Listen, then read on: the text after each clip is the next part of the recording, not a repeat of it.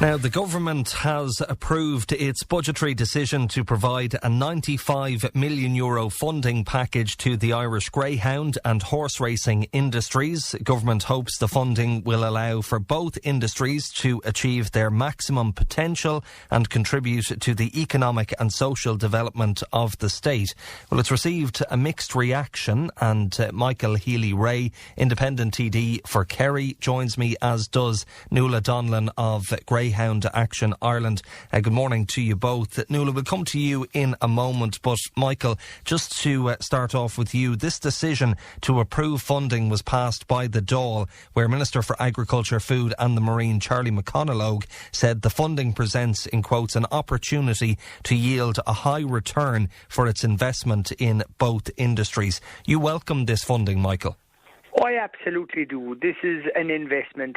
It's a practical, sensible investment. It's an investment in our future, because the horse racing and greyhound industries are very vital to future growth throughout the country. It's a great sport. The people that are involved, when I hear the antis, which I'm sure that Nuala will speak up for there now, but we have people who are against everything. They're against horse racing, they're against greyhounds, they're against the live export of cattle. They seem to think, that they want to actually stop everything. And, people who are against everything, I'd love to ask the question, and I know maybe a lot of your listeners would like to know, are they for anything? When I see, for instance, the Curragh of Kildare, and the way that horse breeding has been such an integral part of, if you take Kildangan stud and all the different studs, and the proud tradition that is there in Tipperary and in Kerry about tracks for greyhounds, and the families that were brought up, this is part of themselves, if you know what I mean by that. And when I hear people talking about cruelty, if they only knew what they were talking about, the people who have greyhounds and who have horses, they absolutely love their animals. They're an extension of themselves. I always have this very nice memory in my head of one morning. Wasn't too early, but wasn't too late. Maybe it was about 8:30 in the morning. And I met an elderly man, and he was coming from a beach.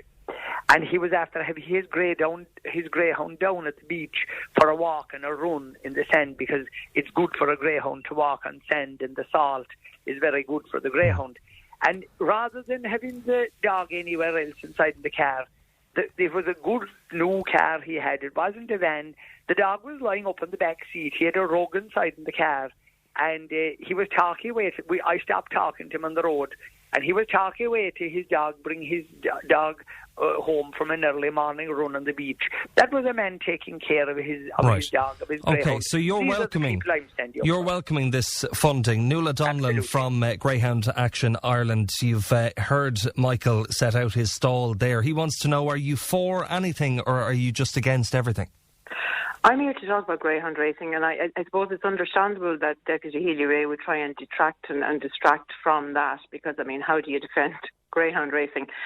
I'm not going to talk about anything else except greyhound racing, and I'd like us to talk about the reality, if we could. That man who owned one greyhound is not reflective of the reality of greyhound racing on the ground in this country. Greyhound racing has become an industry, and small owners with 1 and 2 dogs are fast becoming a thing of the past. We're now talking about an intensive industry, mirroring pretty much intensive, factory farming industries, where you have thousands of dogs being produced every year, tens of thousands in the case of greyhounds. You talked there about, and Deputy Healy-Rae talked about it being vital for the economic, sustainability. That just is not borne out by the facts. The annual report of the Greyhound Racing Board for 2022 showed it made a profit of 1 million last year. What industry could survive on that? And the reality is it couldn't survive without state funding.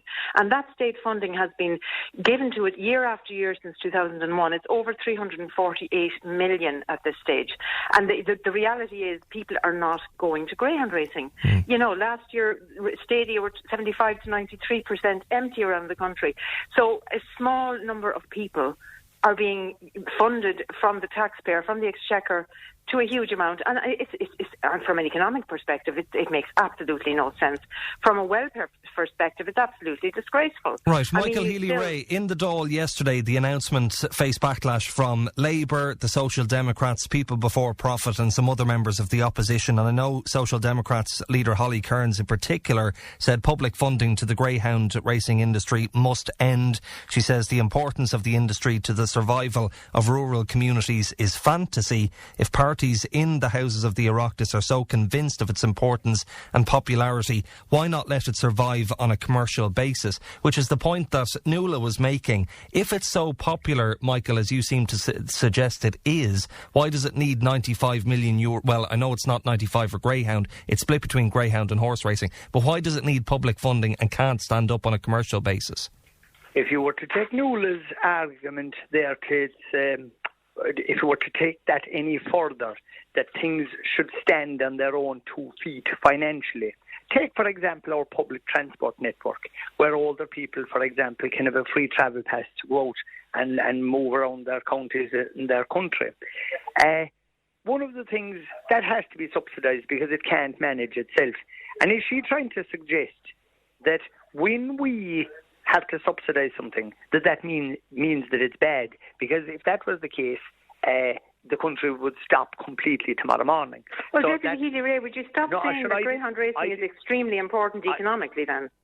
I didn't interrupt you now, and I thought you might have a little bit of manners and leave me talk without interrupting me. Right, well, hold on now for a second. It is a debate, Michael, it is a debate. So she says, Nuala says that you need to stop saying that Greyhound racing can stand up economically, and what she's suggesting is if it needs that much funding from the public fund, it obviously can't. But you see, an awful lot of things can't manage themselves, but that doesn't mean to say that it should be abandoned. For example, are you saying that we should abandon free transport because the transport isn't able to stand up on its 2 feet? Not at all. There's a greater good. And when I take, for example, the track that I go to very regularly, which is located in Tralee in County Kerry, the amount of money, for example, that the thousands and thousands of people who go into that track every year, that they raise, for example, for our community hospitals, our general hospital in Kerry, for local schools, GA clubs, the fundraising that goes on. And if we didn't have people going into that track, well, there wouldn't be fundraising raised there every year because it takes people paying at a gate or buying tickets to raise funds. So her argument is actually flawed. OK, Nuala, just to go back to you, because I want to quote Michael Lowry, who's an independent TD for Tipperary yesterday, who also welcomed the funding, saying support from the state to the horse and greyhound industries is one of the most important financial outlays in the budget. And in particular with greyhound racing, he says it's continually improving its image and revenue intakes, but it needs a continuation of government funding over the next 5 years to implement its development projects. Do you not think the industry has cleaned up its act a little bit in the last few years? No, I don't. And actually, its last strategic plan expired last October, 12 months, and it hasn't put a plan in place since. So it actually received the funding the other day without any plan in place. So I don't know what Deputy Lowry is talking about there. The reality is that dogs are still dying on tracks around this country and being injured. And there are hundreds. In 2022, 122 dogs killed, 287 injured. And of course, the real welfare issue with greyhounds is the fact that they're being overbred, because racing in this country is based on speed. So they have to breed huge numbers in order to get the numbers that are up to speed to make it onto the track. They introduced a traceability system 2 years ago, which was supposed to allay all concerns about the numbers of dogs going missing and so on. It's a complete joke. It's accessible only by registered owners. They can only track their own dogs. There's no oversight in terms of the sort of the macro numbers being entered on the system. It only registers dogs born in the Republic of Ireland at microchipping stage, which is 12 weeks old. And then it brings in dogs from the UK and Northern Ireland at subsequent stages and retrospectively enters them at microchipping stage. There's simply no way you can track the numbers. Is it a bit of a jump then to just call for funding, public funding, to be cut completely, or would you not say that you'd be willing to work a little bit more with Greyhound Racing Ireland, for example, to try and work in collaboration instead of saying cut the public funding altogether? Look, it's not just Greyhound Action Ireland that wants funding cut because of concerns about what's happening and the cruelty involved. It's Dogs Trust, it's the ISPCA, it's all of the organisations in this country who deal with the fallout from greyhound racing. And let's just remember that legislation was passed in this country in 2001, which makes it a legal mandate for this money to be given to horse and greyhound racing in the ratio of 80 to 20. So what we need is a decoupling of greyhound funding from horse racing funding, because at the moment it's legally tied. And that legislation mandated that the entire tax take on off-course betting, on all activities in this country, every single thing that's betted on in this country, is ring-fenced and handed back to horse racing and greyhound racing. Now, there was some confusion about that when the FAI released the report earlier this year. And I'm still not clear, after a number of questions to the Minister, what the legislation actually, what the legislative position actually still is on that. But apparently the same amount as the betting levy is ring-fenced and taken out of the exchequer. So it doesn't matter. It's the taxpayers' money that's been given to this. You can't clean up greyhound racing because you have to breed the dogs to get the numbers to put on the track. And then you have dogs exported, this famous traceability system, which was supposed to allay our fears about animal welfare. It doesn't even tell us the country's dogs are going to outside of UK exports. And we know that Irish dogs are still going to Pakistan, they're still going to China, where there's absolutely nothing in the way of legislation to protect Michael Healy-Rae, you can't clean up greyhound racing, according to Nuala. Well, that is an awful statement for any person. It's actually a very irresponsible statement to come up with, because I noticed the way she said she wanted to just specifically speak about greyhounds, and she didn't want to speak about horse racing or about horse breeding or anything like that. Maybe that's because of the fact of that we're going out around Kildare, where horse breeding and horse racing is such an integral part of life there. Yeah, well, we can come back to that. I can talk about that, no problem. But Nuala's from Greyhound Action Ireland, so that's the reason that she's talking about greyhounds. Just to go back to that. Fine. But an awful lot of the statements that she's after making are highly irresponsible. And actually, I would go so far as saying is reckless, because of the simple fact that everybody knows that our tracks are regulated. Our greyhound breeders are regulated. I visit on regular occasions many of the people, for example, in County Kerry who breed greyhounds.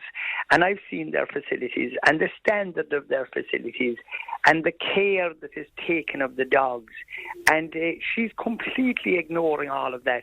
She's completely ignoring the high standards that these people are operating to. She's completely ignoring that this is a way of life. I'm very happy and glad that Nuala isn't in charge of public expenditure, because if she was, she would actually be putting thousands of people out of work, because she's ignoring the fact that there are people who woke up this morning who are rearing their families and are living in one way or another, be it full-time or part-time, from the greyhound industry. But being an auntie, she's just coming along and saying, oh, forget about that, forget about those people. She doesn't care about people. She seems to think an awful lot about dogs, but she doesn't care about people. But if she knew what she was talking about, she'd realise that these are the people who take care of the dogs. Nuala, you can respond to that. I resent that comment deeply, that I don't care about people. You know absolutely nothing about me, Deputy Healy-Rae. And unlike you, I'm speaking about greyhound racing because that's what I know about. And I wish you might actually inform yourself a little bit better if you're going to take part in a debate about greyhound racing. The reality is that a tiny number of people, and I think you're probably referring to all the fantasy jobs in the Jim Power economics report when you're talking there about all the people that are making a living from greyhound racing. A tiny number of people are making a living from greyhound racing, and nobody is suggesting that greyhound racing would be banned or stopped in the morning. It would obviously be phased out. There would be a transition where they would be helped to, provide for themselves in some sort of an alternative fashion. Nobody is suggesting that it should be banned in the morning. What we are suggesting is that tens of millions of taxpayers' money every year is not given over to an activity which has the smallest number of people involved in this country. And I come from rural Ireland, grew up there, lived there. I don't know anyone who supports greyhound racing. And in fact, a couple of years ago, the greyhound track in our local town was closed down. It was taken over by the local council and turned into the most fantastic skate park you could imagine, where it attracts large numbers of young people every weekend to take part in activities that are healthy. It's a community event, and that's what the government should be funding, rather than tracks where you're putting out dogs that are breaking their backs, breaking their necks, dying, where you have huge welfare problems, where you have rescues around this country bulging at the seams with dogs that are taken, and they're the lucky ones. Okay, Michael Healy-Rae, are you missing the bigger picture here? Because I know that you're talking about those smaller Greyhound, family-run Greyhound trainings or whatever you want to call them. But People Before Profit TD, Paul Murphy, said that there are around 6,000 Greyhounds killed annually because they don't run fast enough. And that's the point that Nuala is making, is when they're being bred at such a large scale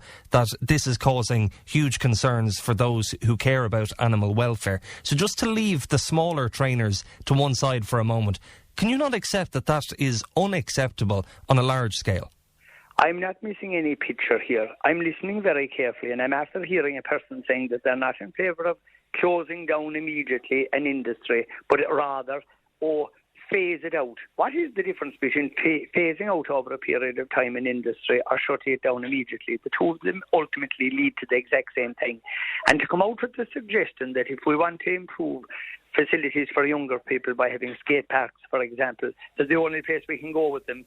Surely be to God we have enough places that we don't have to close down. Right, what about the large scale damage that's being done here that Nuala's outlined? But what Nuala is trying to portray is that it's an industry that's completely non-regulated and that there are no inspections and that there's no care taken of the industry. That is completely and absolutely unfair. And to the people that are listening today who are probably biting their tongues off with trying to control their emotions, hearing their industry being attacked in this way by an individual, it's actually very, very hurtful. And for Nuala to say that I'm wrong when I say that she doesn't care about people, it's obvious that she doesn't care about the people who are involved in this and who are very conscientious, kind, sound, solid, respectable people, but they're being branded here this morning as if they're doing something wrong. And that, I believe, is totally and absolutely unfair, Nuala. And it's actually irresponsible. Nuala. Deputy Healy-Rae, you are obviously, playing the woman here instead of the ball, because you simply can't stand up what you're talking about and trying to defend. Can we get back to the figures? What are you going to do about the thousands of dogs who are killed every year because they don't run fast enough? Can you address that problem? But you seem to be saying this all the time as if that's absolutely factual. And as can you tell me how many are overbred every year? No, I can tell you that what I'm dealing with is very, very responsible people. An industry that has over the years evolved, the same as farming. The practices that we have in farming today are completely different to what we would have had a number of years ago. Because a very short number of years ago, we wouldn't have been wintry animals over the winter. Every animal would have been wintered outside. That was bad for the environment. It was bad, for instance, for animals. So industries evolve and they improve. And so has this. But you seem to be stuck in the mud of it's just you're against everything. And like I said at the beginning, a person that's against everything, to be honest, is for nothing. And if we were... Well, she's for animal welfare, though, Michael. Not at all. Absolutely not. What she would just like to see is everything shut down. No horse racing, no greyhound racing, no tracks. She wants skateboard tracks. She wants skateboard. She wants concrete instead of tracks. And she just seems to be against everything. Right, Nuala, I'm going to come back to you in a moment, but there's messages coming in here, Michael, that I want to address. And one question that is really quite common from messages that I'm reading is, does it need to be €95 million in funding for greyhound and horse racing industries? And we can even talk about the horse racing industry for a moment. And I know there are a lot of trainers here in Kildare, but that seems like a lot of money. When you look at funding for the likes of the FAI or the GAA or Swim Ireland, it doesn't really come close to that kind of money. But the problem here is people speak about it that are against it as if we're burning the money and we're getting nothing in return. We absolutely are getting a very large return on this because, like any investment, it's like fertilizer. To get grass to grow, you have to spread fertilizer. You have to spread manure to get something to grow. And in this case, we are spreading that money out around the country, and it's being used well, and there is a massive return. And like I say, I can speak very, very confidently about what the return we get, for example, in County Kerry out of this investment, whether it's for the horses or whether it's for the greyhounds. We get a massive return in our county from a tourism point of view, from an enjoyment point of view, from a jobs point of view, fundraising, as I said already, for good organisations. And aunties want to come along and just shut all that down.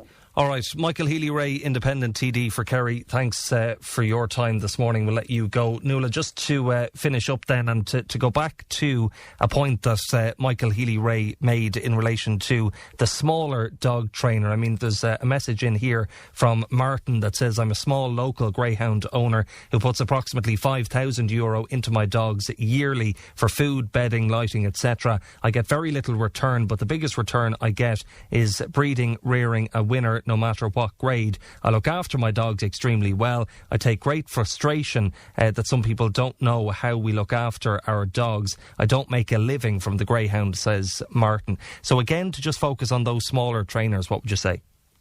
Listen, I have no doubt Martin takes care of his dogs. I also have multiple dogs, and I wish 5,000 would cover the expenses that I put into my dogs every year. I don't get a handout of 19 million or a cut of 19 million every year from the government to take care of my dogs.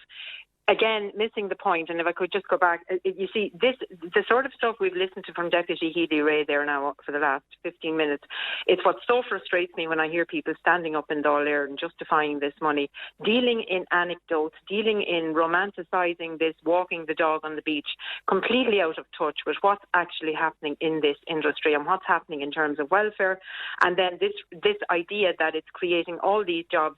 The Jim Power Economics Report is the only document that we allow when they want to justify state funding.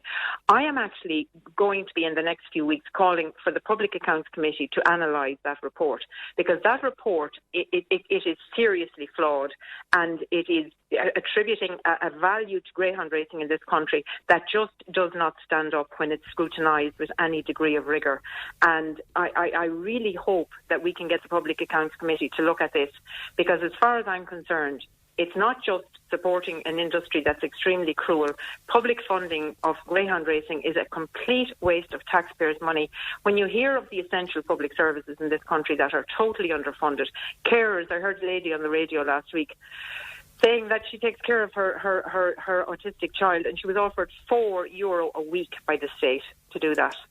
And people, the small number of people who breed or overbreed and race and kill greyhounds for the ones they don't want in this country, 19 million every year. It's really scandalous. OK, we'll have to leave it there. We've heard from both sides a mixed reaction as the government has approved €95 million for both the greyhound and the horse racing industries. But talking this morning with a focus on the greyhound industry there. Nuala Donlon of Greyhound Action Ireland and Michael Healy-Rae, Independent TD for Kerry. Thanks to you both for joining us, and we'll catch up on some messages after these. OK, Derek has texted in. He wanted confirmation on what the split in funding is for the horse racing industry and the greyhound racing industry. So it's 95 million altogether. 19 million will go to dogs and 76 million for horse racing here in Ireland. Another message, James in Kildare Town says regarding horse racing, why is the taxpayers funding an industry that as recently as last week were buying foals for 700, 800,000 euro, and he's saying that it shouldn't be publicly funded. There's plenty of money within the horse racing industry from Kildare Town. Trish says, what about the people that are working in the horse and dog industry? Where would they go if public funding was stopped? There was another one that came in over on the text regarding greyhound racing. What about the injured dogs or the dogs that are not fast enough? A lot of these dogs get exported outside of Ireland and run into the ground and then maybe sold on for different reasons. It's a brutal way for these dogs to die, says Christina in Maynooth. And also Martin has come back in. This is the local Greyhound owner. He says, I don't get any handout to look after my dogs. It's just the love of the dogs and the thrill of the racing for me. So as I say, we've heard from both sides, mixed reaction to that funding.